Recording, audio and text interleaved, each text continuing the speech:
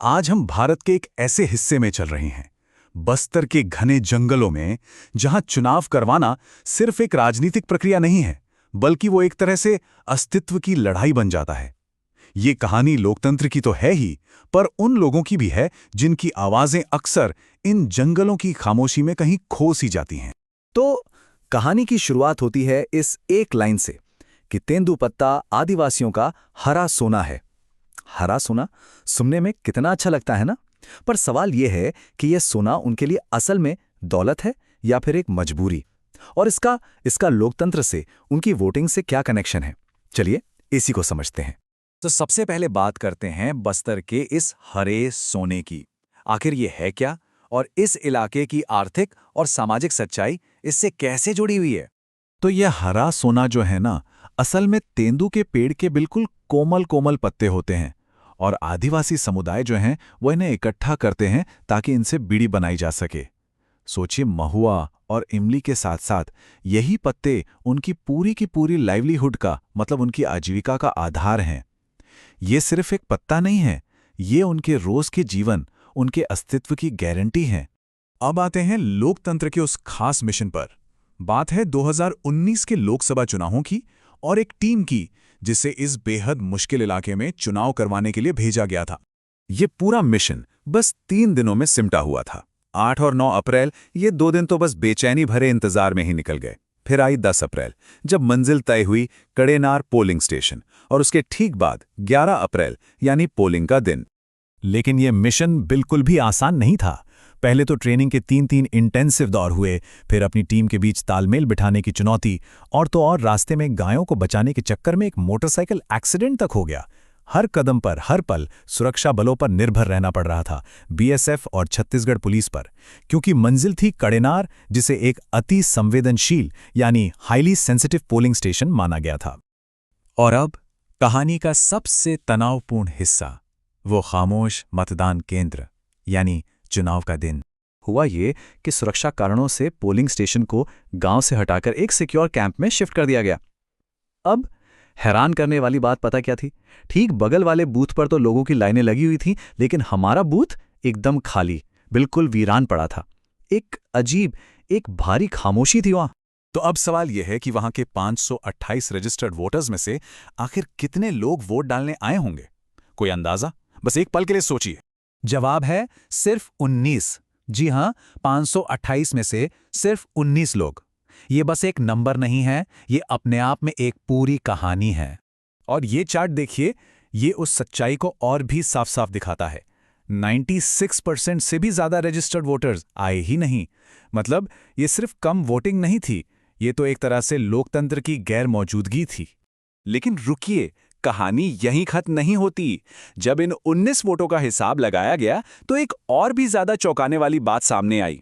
इनमें से 5 वोट तो इलेक्शन ड्यूटी पर लगे सरकारी कर्मचारियों के ही थे, और बचे हुए 14 वोट उन लोगों के थे जो असल में वो गांव छोड़कर कहीं और रह रहे थे। इसका मतलब क्या हुआ? मतलब ये कि उस गांव में रहने वाले किसी भी एक भी इंसान ने वोट नहीं डाला। 0। तो अब सबसे बड़ा सवाल कि ऐसा हुआ क्यों?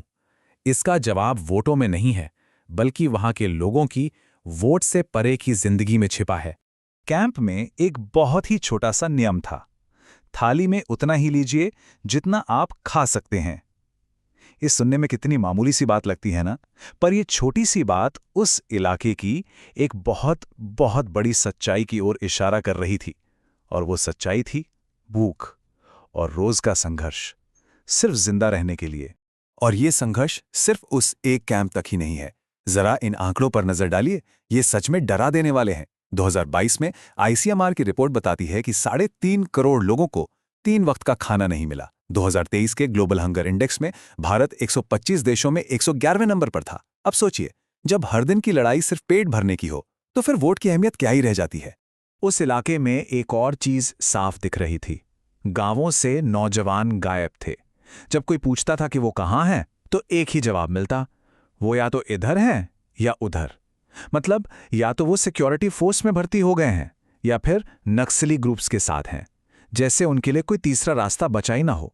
लेकिन इस पूरे अंधेरे में ना, उम्मीद की एक किरण भी है। और वो किरण है सरकारी आश्रम स्कूल। सच कहूं तो ये स्कूल इन बच्चों के लिए किसी जीवन रेखा से कम नहीं है। यहाँ क्लास 1 से 12 तक के बच्चे अपने गांव से सैकड़ों किलोमीटर दूर रहते हैं। हाँ, माना कि इन स्कूलों के हालात कोई बहुत अच्छे नहीं हैं, कहीं छत टपक रही है, पर यही वो इकलौती जगह है जो उन्हें पढ़ाई का और इस हिंसा के माहौल से दूर एक भविष्य बनाने का मौका देती है। तो कुल मिलाकर ये पूरा अनुभव हमें इस इलाके की दो सबसे बड़ी एक दोहरी चुनौती तक ले आता है। देखिए, पहली चुनौती तो है यहाँ की ज्योग्राफी, मतलब यहाँ का भौतिक वातावरण। दंडकारण्य का पठार है, ऊबड़-खाबड़ जमीन है, घने जंगल हैं। इन सब के बीच सड़कें, स्कूल, अस्पताल बनाना बहुत मुश्किल है। और दूसरी, और शायद इससे भी बड़ी चुनौती है नक्सल समस्या। इस समस्या ने एक डर का माहौल बना दिया है, जो किसी भी तरह के विकास को रोकता है और लोगों तक जरूरी चीजें जैसे इलाज, पढ़ाई और सरकारी योजनाएं पहुंच ही नहीं पाती। और इन सारी चुनौतियों और मुश्किलों के बीच एक बहुत गहरी सच्चाई है जिसे हमें कभी नहीं भूलना चाहिए। एक पुरानी कहावत है, आदिवासी हैं तो जंगल हैं, आदिवासी नहीं तो जंगल नहीं। सच तो यही है, ये जंगल उनके बिना कुछ भी नहीं है। इस पूरे एहसास को कुछ पंक्तियों में बहुत खूबसूरती से पिरोया गया है। जरा सुनिए। एक ओर भीड़ से भरा शहर है, दूसरी ओर तन्हा पड़े जंगल हैं। वो हमसे काफी दूर हैं पर प्रकृति के बेहद करीब हैं। प्रकृति को वो पूजते हैं। ये पंक्तियां शहर और जंगल के बीच के फासले को दिखाती हैं और बताती हैं कि वो लोग भले हमसे दूर हों पर प्रकृति के कितने पास हैं। आगे की पंक्तियां कहती हैं, जंगल हम सब ने देखे पर उनके रखवालों को नहीं देखा। हमारी भाषा न समझ सकें पर प्यार की बोली समझते हैं। जंगल इनके घर हैं। ये हमें याद दिलाता है कि हमने जंगल तो देखे हैं पर उनके रखवालों को शायद कभी समझने की कोशिश ही नहीं की।